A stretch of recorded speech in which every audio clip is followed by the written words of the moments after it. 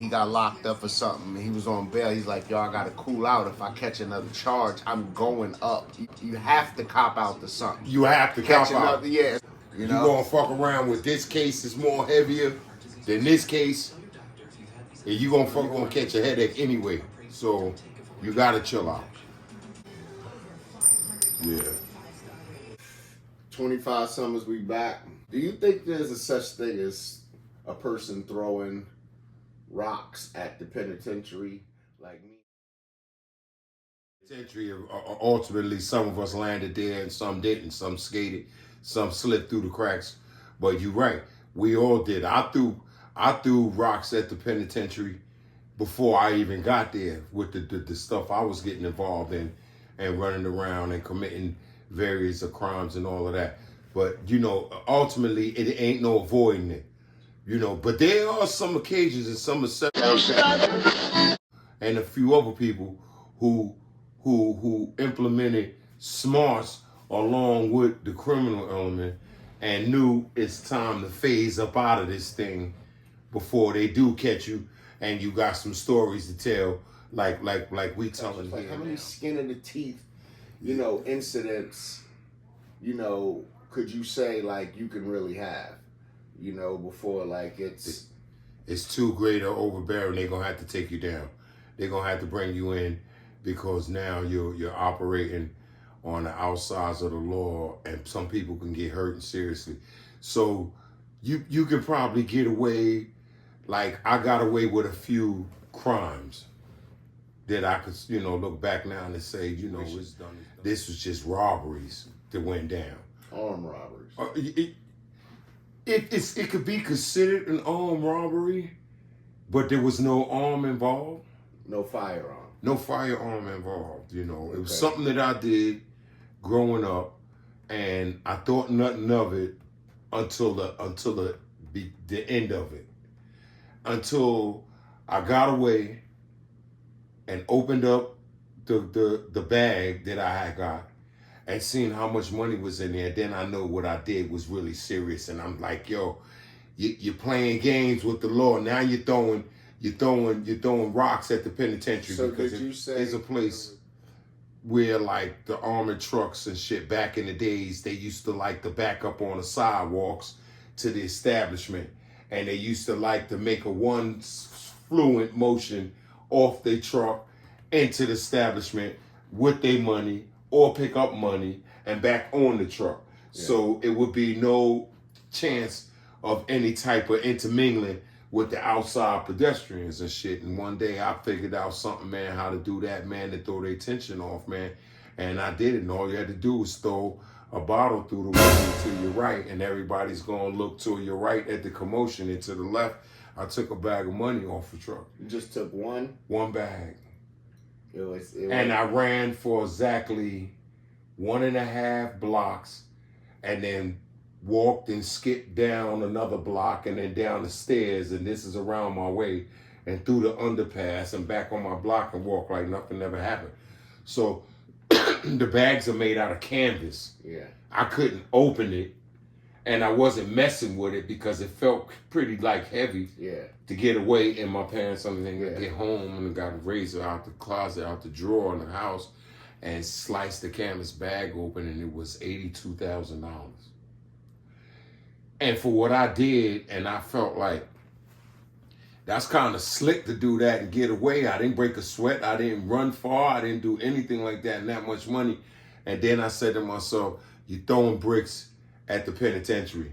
So was it worth the 25 years? Was it worth even though that wasn't the actual crime, but do you think the $82,000 would have been worth the 25 years? It's going to offset each other because you're doing wrong. And I got away at the skin of my teeth. And the question you asked me was how long you think you could get away with skimming and, slipping through the cracks. Yeah. I say I slipped through the cracks then. And was the money good then? Yo, man, you talking about listen, bro, you talking about 1984, 83? $82,000. That much money, so man. And in 20s and 50s, man. Yeah. And that's we didn't really have the little face hundreds then at the time. It was a payroll. So when you were sitting in prison for the 25 summers, did you feel like some of the stuff you did out there was worth it, or it wasn't worth it because now you sitting? We talking absolutely, man. 16 and absolutely. It was just due. This is just due, because like you said, you can't serve two guards. You can't straddle the fence. It's like things in the laws of physics that you can't do. And if you try to do them, man, you're going to come out on the bad end of the stick of it. When serving two guards is meaning I'm trying to live right in the Zach and be a law-abiding citizen, and then I turn around and snatch a bag of money off of here, that's serving two guards. You bound to go down for that. And that's you really think about that even more when you in prison, that you snatched that that's when I money. started thinking about all the crimes I did. Did you think you should have took more when you took the one? So now you're in prison now. I'm pretty sure that comes back up in your mind that you did that. Not that's what you're in for, but do you think like, damn, I should have took 3 bags that time, or I should have took 4? I'm not gonna lie to you, man. Please don't. I'm not gonna lie to you. I was more scared when I took that 1 bag, man, in my life, that I ever been more afraid in my life until I actually get apprehended and have to go into the penitentiary and deal with all these animals. Between them 2 days was the most God-fearing days of my life. The one when I took the first bag off the money truck. Right, so now you ask me, would I take 3, 4 bags? Yeah, if I want to sit out here and freestyle and hum a song to you. I'm saying when you was in prison. Yeah. When you was in prison, I'm pretty sure that story came up in your head. Yeah. Did you think like, damn, I should have took more during that? Did you feel like that? No, because I wasn't greedy and I didn't get caught for that. So I said, there go my blessing. It was a hard time. Money was dry. It wasn't too much going on. The only thing that was going on was drugs being sold. Unfortunately, I wasn't a drug dealer. I didn't fit in that niche of the game because of, I don't know, too brazen, too boisterous, me too forthcoming. It didn't work with me as a people person to sell drugs. So unfortunately, I wasn't a drug dealer. But I can tell you this, honestly, a lot of the crimes that I got away with, man, could have got me 4 years here, 3 years there, 2 years there, 3 years there. And if I had to do it all over again, when I do it, I wouldn't have did none of them. But that 1 bag of money, man, changed the complexity of a lot of things going on in my life. Mom's having hard time with the bills. Pops ain't working because he effing up the money every time he get paid. Sisters, I got 3 sisters and another brother. He aspiring to be a doctor, so he gone all the time. Yeah. And 3 sisters, man, who don't know who they really want to be, but the money that's going around, it's not a lot going around in the crib. Okay, so in conclusion, that happened before you went to prison. Right. When you in prison, so let's say we're talking 25 years, 25 winters, 25 Easters. Yeah. When you're there, was it worth it? For when that help that you was able to provide to your people because of that bag of money that you took? Mentally, to me, it's satisfying knowing that I was there at a time to help a situation that couldn't have been helped. And real quick, like I said, they arrested my brother, the church going dude, because he had 25 unpaid parking tickets, and back then they would come and get you from wherever and lock you up and tell you you're gonna have to pay these tickets off here or you're not getting out of jail. Okay. I'm his younger brother. I was able to go get a lady that was cool with the family, that know how to keep pillow talk, and go bail my brother out for 25 parking tickets, and I was able to provide with that stolen money. With that stolen money.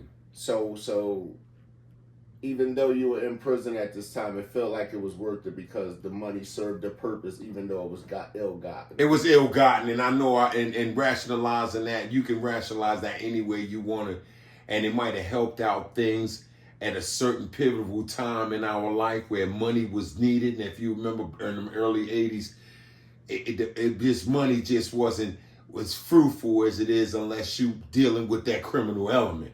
So it wasn't worth it, man, to tell you the truth, man. But it damn sure felt good to be able to be the person that can take care of this situation. Was coming from such a big family. Yeah. And things happened to fall on a sour note. And there was no ends to the means to the ends in the near future. And I was able to come up with it, whether it was ill-gotten money or nothing. Nobody never knew nothing about the money. Only thing they know that it's being provided and it's taking care of this and that. Brother got out and never said nothing to my mother and father about that. Mm-hmm. And he know I was the one who provided the money. 25 summers. So here's the thing, right? Usually when people in prison and they get paroled and they get out, they more than likely come back to one of those prisons, correct? Yeah. So people are bumped back into them. Like if you, so have you any, instances or cases of like you see people did a lot of time, go home and come back? Like what's their mind state like? Like what's that like to watch somebody go home on parole and mess up and violate and come back when all they was talking about doing was getting out, and some people never even get the chance to get out. Yeah. How do you feel about that? Did you see any people come back? I've seen some people come right back, man, but they learn the reasoning and they reasons for the recidivism coming back. They feeling that it's worth it, whatever it is that they did. They feel that they was in a predicament or be put in a precarious situation where it warranted that, man. So coming back to prison was like no, not a big deal in that. What a deal breaker. Because they spent so much time there. Because they spent time in there already, and they already knew how to what you call jail and all of that. But it's hard to see somebody going through after they talk all of this nonsense for months, and you listening to them talking about they getting ready to go home, they getting out. The things they're going to do, that's going to be the right and straight path that's going to keep you out there working and making some money, and then you come left and come right back in the next 6 months to a year, and we see you come back through. Yeah, we're going to look down at you, but I think that's wrong, too, to look down at them because we don't never know the circumstance for the reason for coming back. So what will be some of the reasons, that people came back? You was locked up with somebody, you was up north with them. There was the stories where dudes was like, yo, my family got violated and I had to put in some work. So that would be a case with us. Oh. Family, cousins and friends hit me. They said, yo, this where the bag was, man. This was the inside deal, was the family shit and all of that when they got the bag. And then it went left, and now I'm up in here. They feel like that information was value and the warrant of value to go on and pull the jack move. And then if the jack move happened to go left, they're not really feeling so bad about it because the information provided was given by family. So because of family and they end up back in prison. They end up back in prison and makes it justified. Are they supported by those family members when they end up back in prison? And in 9 out of 10 cases, absolutely not. No. Fam, they ain't nowhere in sight. Nowhere looking out for them. Nowhere is maybe 1% out of all of that where the family was like, yeah, he just caught this headache for us. He just caught this case. We're going to hold him down. And his family and his loved ones, or if he got kids, and his girl or his wife, we're going to hold them down all the way till they get out. We're going to pull together our resources. Niggas ain't got to be rich and hood rich and none of that, but to show some love to them because she going to be holding it down with them. That's 1% of it, man. 99% of the rest of them, man, you take one for the family gonna blame it all on you anyway. Yo, man, if you wasn't this like this, it wouldn't have happened like that. If you didn't do it like this and this way, then it wouldn't have never went down like that. You did that to you. So they'll shift the blame and make it look like it's your responsibility and your mishap, your effort, so you hold it down. But in the back of your mind, you saying, yo, man, this is family. So family not always gonna be wrong and they not always gonna be right. So it's justifying.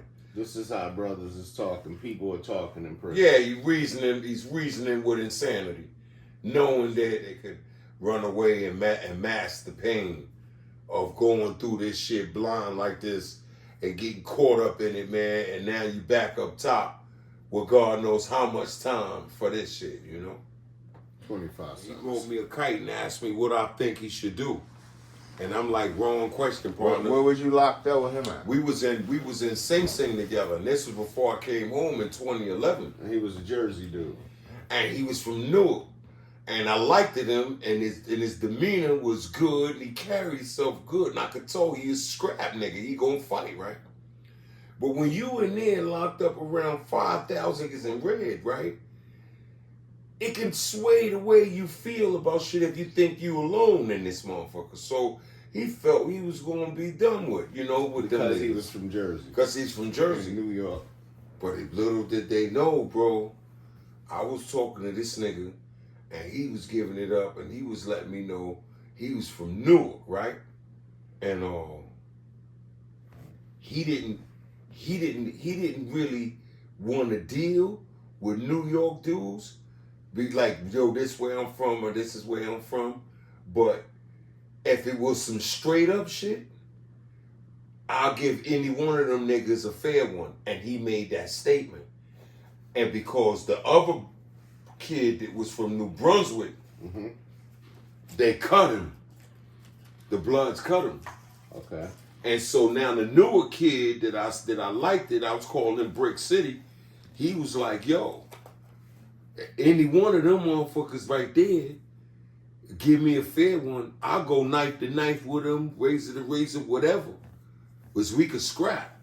They cut the Brunswick dude because he didn't want to run with no motherfucking, would be homie. He didn't want to become homie. Become The blood. New Brunswick dude, New Jersey. They tried to bring him home. Okay. That makes And sense. he couldn't. The Newark nigga had him check like, yo, you know where we from, man. You can't do that. So this is what he did. He ended up tearing the big homie up. He tore one of the big homies up. On some straight up, the dude said, yo, you could get it any way you wanted. And they knifed the knife fight.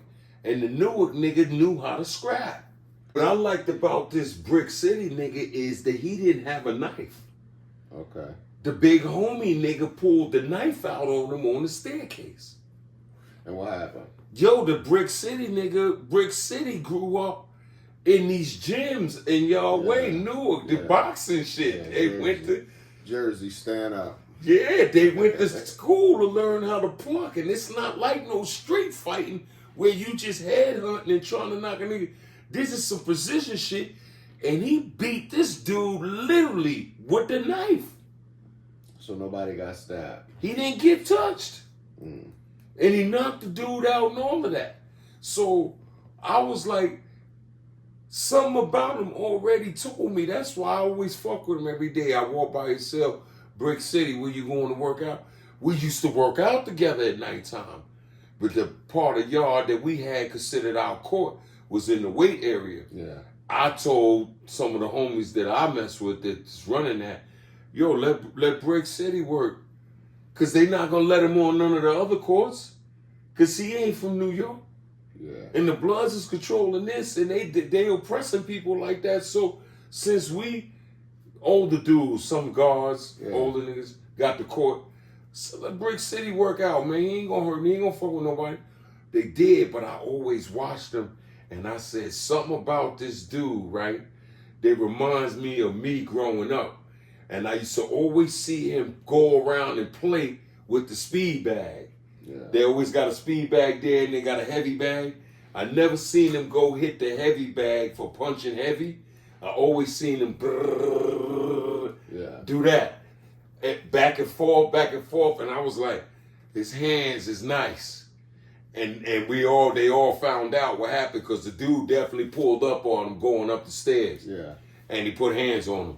So, and I always remember Brick City. Brick City came over. He caught a 6-12 for armed robbery, number spot, number takers. Yeah, robbed them dudes and caught a little 6-12 with it. But he always was cool and he was young, and he was like, "Yo, this shit ain't like Newark." He said he was in His brother is in another jail. I told you about his brother was in Trenton. Yeah. And then he went to Rawway. Okay. And then he caught all of the time, and now he was still locked So up. speaking of Trenton and Rawway, as far as New Jersey concerned versus New York, Trenton and Rawway are the maxes. The max joints, yeah, no doubt. The max joints. That's what he said. Whereas y'all have plenty of maxes in New York. So those are the max joints. Now they have lower level, medium. Yeah, but they got max jails. Don't get it twisted, though. They got max jails in New York that's straight pussy. Those max jails in Jersey's not pussy. Trenton is not pussy. Rawway's not pussy. So what would be a max that you say is soft in New York? Nap is a max. That's pussy. Okay. Sullivan, that's another max. Is pussy. Everybody in there is been there for years. It's like a cottage. They got life. They got football numbers and all that. They do in the town. The police know everybody. There ain't no crime. Nobody getting stabbed. There ain't no fights. They don't none of that. So what's these two prisons? Sullivan Correctional Facility. Okay. And Nap Correctional Facility, otherwise known as Easton. So check them out. And the respect level you got for people whenever you calling yourself their friends or associates, because what goes down with you can automatically affect the next dude, and he just calling himself your friend. So this is how the penitentiary is made. So now you might get over here today and you might stab up 3 dudes that deserve it, man. But then later on tonight, they gonna remember they know who you is because they see you all the time with me. And they see me with these group of dudes over here, which is my peoples. So now we got a situation out in the yard at night now, like because of some shit that you just, you took care of the nigga, blew the nigga head off all in the yard and all of that, yeah. But they peoples is thinking like it's more to come because I'm cool with you and you gone. They done took you to the box already and all that. Now you jeopardizing my life and my people's life in here because of some shit you get, and that's just the way it is in the penitentiary. Shit be like that. So it's probably safe to say the Spanish dudes is the most notorious in New York State prison. It's safe to say the toughest. Let's talk about it. It's safe no to bloods, say, no right? It's safe to say that them Indian motherfuckers run the penitentiary, and they got a lot of black brothers that bow down and fear them. And by right, man, there's a bunch of them niggas that get busy. So they the most notorious in the New York They State go prisons. down if they want to be the most notorious because they run into some niggas like so us the too blacks and wash tell them it right they up. the most notorious. The gods, hold on. Mm-hmm. Hold on, the gods, the bloods, everybody the most notorious. But what I'm gathering from these 25 summer series is the Spanish dudes is the most notorious in the prison. Yo, do you know why you hearing a lot of them? The Because toughest. throughout our history, The toughest. no, I'm gonna keep it real with you. But throughout our history, they've made the most blatant moves on people. So on y'all blacks. You On said, blacks. You said you and your people was hopping on people's asses. Yeah, we was hopping on them niggas because we had no other choice. They coming. You just don't know when. You gotta get with the program. They flip Monday in Rome. You flip Monday too. But this is what I'm saying. So when you They said go y'all down said and y'all you was will- the hoppers, now that's who y'all was hopping on.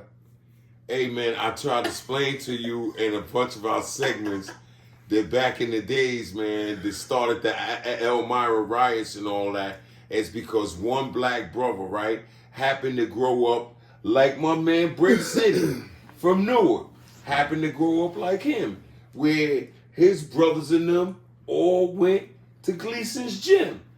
And these all little niggas was inspired Golden Glove motherfuckers. They ain't play no games. They could have went pros with these shits, but they go into the street. They end up catching these crimes and going to penitentiary. You don't forget this. Okay. Like you don't forget how to ride a bike. And I respected that type of game going into the penitentiary. But these Hebrew little niggas didn't know how to do that. So they know how to make sharp shit and poke you and cut you and think they can hurt you like that. Okay, so let's go back to the original thing. So are they the toughest in the prisons? And if you want to say that, yeah, no, them I niggas know. is I the don't want to toughest. say that. Is they? Cause let y'all tell it. The black dudes, y'all the toughest. The white boys, we the toughest. No, we ain't the toughest. We wasn't the toughest. We wasn't the toughest. Bloods act like they was the toughest because they had numbers, but toughness didn't come. Heart, brave. Right, heart. it's not the size of the dog. It's the You fight. Yeah. Right, right. So that's all true too. But you can honestly make a case out of the Hispanic brothers, right? The Indians when they came together, man, like back in the days with the Indians and the cops and robbers and all of that shit, and you see the cops going after the Indians and all that. That was the cavalry and all of that. When they flipped on the Indians, it was here, the too many Indians. Okay, what do that have to do with the Spanish dudes being the toughest in the prisons? Are they? In New York prisons? They got a lot of heart as people, man. Yeah. They got. Are they tougher than you? Oh, in most cases, are they tougher than me? Yeah. It depends on what day they flip, how they catch you, how they catch me. If they catch me at any day while I was in there, they wasn't tougher than me. They wasn't tougher than me. You know why? Because if they was tougher than me, then I hit 3 of them motherfuckers in Auburn at one time, man, and they told the police that I was making them bring drugs. I went to the box. Okay, so what happened with the story? How'd you hit him? You could talk about it. You went to the box. Oh, yeah. Well, you know what happened was I was and moving stuff, paraphernalia. I was moving stuff in there. And they, they like to get high. And they bought my stuff. And then they came back to me like a week later talking about they wasn't going to pay my money. Because, so hold on, pause. They bought it. They come back. Hey, SA, we ain't paying you shit. Right, we don't got nothing for you, man, because we Latin King. We the almighty mighty Latin Kings. And so I'm looking at the nigga like, yo, so that must be a queen then, nigga. You ain't gonna pay me. Okay, cool. So now, like I told you before, when you go out in the yard, the police keep us segregated. Yeah. You might see a TV right here with a Spanish flag. That's what all Spanish people. So go ahead, you go out in the yard. I went up underneath they tell you dead on the money. Yeah, I goes up under that table one night, and I'm hanging with them, and they know I'm that boy, man. I got that thing. So you're hanging with the people that owe you money? No, they just around. Okay. I'm dealing with somebody else who they all bow down to. Okay, so you're around him. And I'm hitting him off, and he getting high, and he like, yo, I'm his best friend, so I'm good underneath this TV. Okay. But they happen to roll up. Okay. And so it was raining, and and I shot 3 of them. Go ahead. And the one that I missed, he ran. One of them I missed, the 4th one, I didn't touch him, he ran, but he went and told administration that I was a 5%er and that I was down with the guards and nurse, and that I told them if they didn't bring in drugs, that I was going around stabbing Puerto Ricans up and all that throughout the state. So now when the administration checked my record, they seen that I was tearing a bunch of Oyes up all red places I go to. But they tore you up too. I've gotten tore up too. Yeah, I got poked up in there. I got poked up a couple times. Yeah, when he was Black MacGyver. Yeah, I got poked up a couple times by these niggas, right? So I know how they give it up. How they give it up? They ain't playing. How did they do it to you? They caught me in Shawanga in the yard, man. It was a big ass yard, man. The yard's about a mile long, man. And when I hit one of them niggas, people start running in the free fall, scatting and going this way and going this way and going that way. And I got to worry about that I get this dude the right way, that I put him down so he won't come at me no more. And without me knowing, man, the dude ran by me, man, and shot me, boom. And he shot me in the back, and he blew my lung out. Damn. So, I was hurt, and so I had to get up out the yard. And so, the fight was over with. But the dude that I did hit, I tore his ass up. But I got hit by his people because, like I say again, they had more unity than we did in the penitentiary. Blacks, if they had that type of unity, they wouldn't have let nobody sidewind and run by me and poke me while running in the full speed. So if you was a blood, do you believe that would have happened? In the same way, or would have been a blood there? Like I think it would have been a blood there and would have let me know something like, yo, homie, this one coming. So you was to the neck going through this outside? Huh? You was solo going through this? With all the pandemonium going on and me looking for cover and trying to get rid of, I got to get rid of the knife. I can't get caught with this and boom, boom, boom. The nigga ran by me full speed, man, and poked me, man. Did you see him coming? No, only when he got up on me. Okay, but it was too late. It was too late. Shit, man, yo, I went on a visit, man, and came back, man, and somebody had stole some stuff out of my cell, a pair of sneakers, a couple of tapes. So you got housed. Yeah.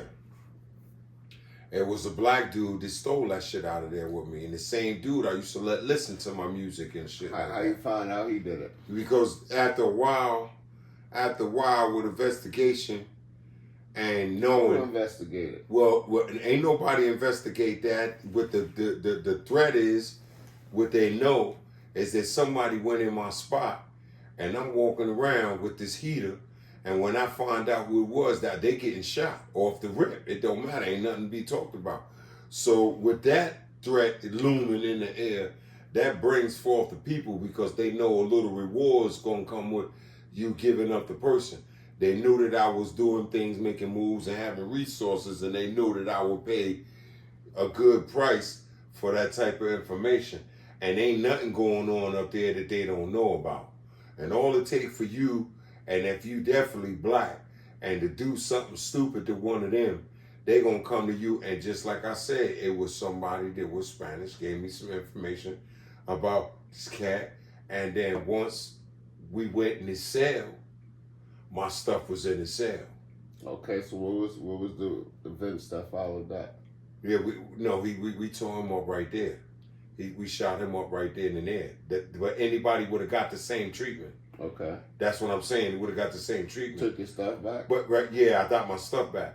But what I'm saying is that there was no reason to steal nothing from him. And the sneak thief lives a short life in the penitentiary, just like the snitches. And also the sneak thief, the one that goes in your cell and takes your sneakers and you ain't there. If he come and take them while you in there, then he has respect. He has a right to stay down on the quad, to live on the block.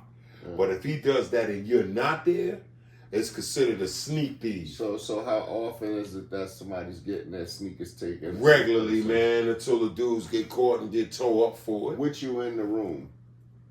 While you in there, once in a blue. That's some gangster shit. And that's considered gangster. Stay.